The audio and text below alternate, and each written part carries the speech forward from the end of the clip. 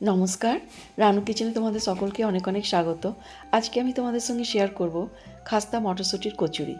এখানে মটরশুঁটির কচুরি বানাবার জন্য প্রথমেই আমি নিয়ে নিয়েছি আটা।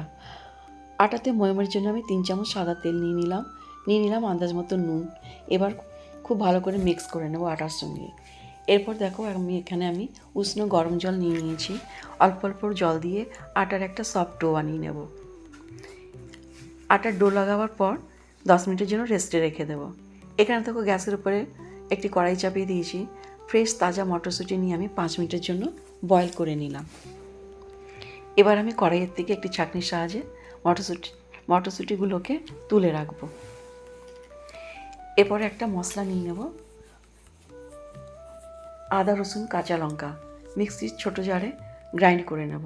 এখানেই আমি দিয়ে দেবো মটরশুঁটিগুলোকেও আমি এবার এখানে গ্রাইন্ড করে নেব। গ্রাইন্ড করা হয়ে গেছে। এবার একটা প্লেটে আমি তুলে রাখলাম।